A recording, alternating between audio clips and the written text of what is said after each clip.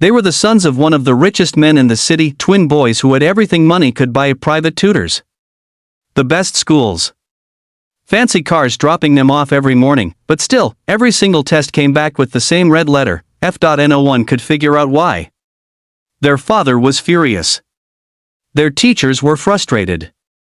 And the twins, they were starting to lose hope until one day, a janitor, an exhausted single dad working the night shift, taught them a secret that changed everything, and it had nothing to do with studying harder. It was about something far more powerful: the kindness. Before we dive into this powerful true-to-life story, make sure you hit subscribe to KindnessLights, where we share real stories that remind you how small acts of love can create big change. If this story touches your heart, please click like, leave a comment, and share it with someone who needs a little light today. Now, let's begin. Ethan and Oliver were twins, 10 years old, identical in face but so different in spirit. Their father, Richard Hayes, was a billionaire tech CEO who built an empire from nothing. He was proud, ambitious, and obsessed with success. He often told his sons failure is not an option in this family. But despite all his wealth, all the tutors, and all the pressure, his boys kept failing math, science, reading, every subject. They didn't just fail once, they failed consistently. Richard's anger grew each time he saw another red F.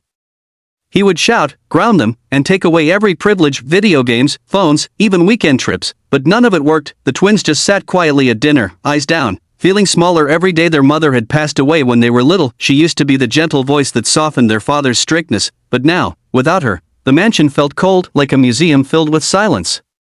The only person who ever smiled at them at school wasn't a teacher or a friend. It was Mr. Carter, the janitor. He was a tall man with tired eyes and a calm smile. He always wore the same navy blue uniform, always carried his mop and bucket, and always said, "Good morning, boys. Keep shining." The twins would nod shyly, never quite sure what he meant. One afternoon, after yet another failed exam, the twins were sitting on a bench behind the school. Their eyes were red from crying. Ethan held up his test paper, shaking his head. "Dad's gonna kill us again," he whispered. "We're just stupid," Oliver added softly. Just then, they heard footsteps. It was Mr. Carter, pushing his cleaning cart. He stopped when he saw their faces. "You boys look like the world just ended," he said gently. "Might as well have," Ethan muttered. "We failed again." Mr. Carter smiled faintly and sat beside them, resting his mop against the wall. "You know," he said, "I failed a lot too. Way more times than you have." The twins looked up, surprised. "Really?" Oliver asked. "You failed." "Sure did," he chuckled. "But I learned something important about failure: it's not the end.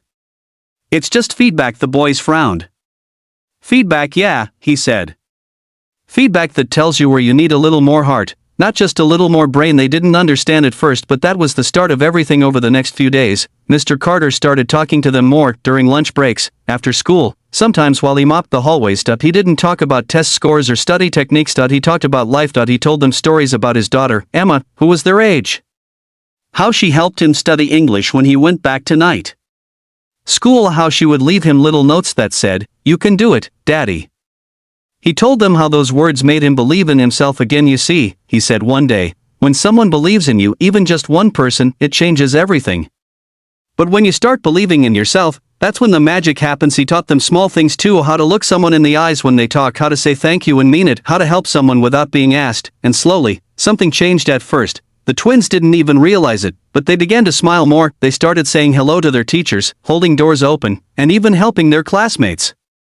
They began to care, not about grades, but about people, and strangely, as they did, their grades started improving. Their teachers noticed they were more focused. They began asking questions, participating in class, even tutoring other kids who struggled. It wasn't overnight, but within a few months, those big red F's turned into B's, and then A's. The twins couldn't believe it. Their father couldn't either. Richard Hayes was stunned when he saw their report cards. "What happened?" he asked, barely believing it. "Did I hire a new tutor?" The twins exchanged a glance. "No, Dad," Ethan said softly. "We met someone who taught us a secret." Richard raised an eyebrow.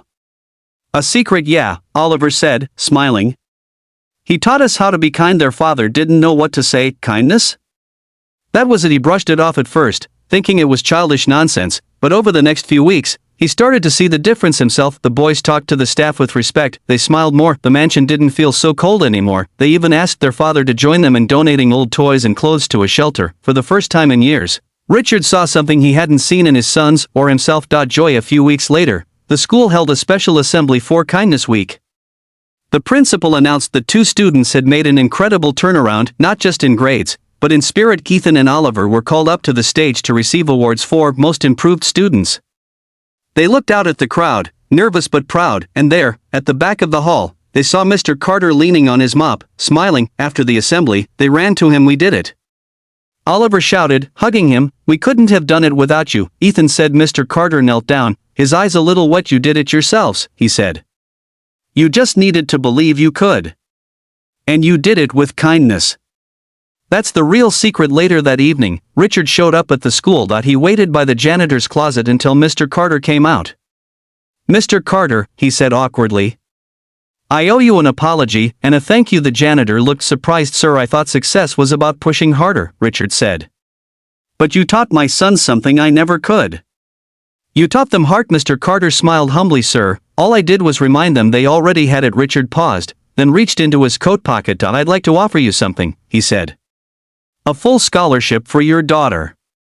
Anywhere she wants to go. It's the least I can do." Tears filled Mr. Carter's eyes.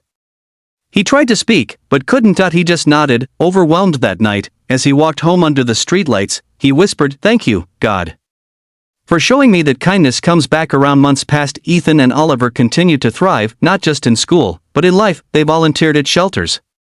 They raised money for other kids who couldn't afford supplies, and every Friday, they still met Mr. Carter and his daughter for dinner at a small diner downtown. The billionaire father, once too busy for family, began joining them too. He listened. He laughed.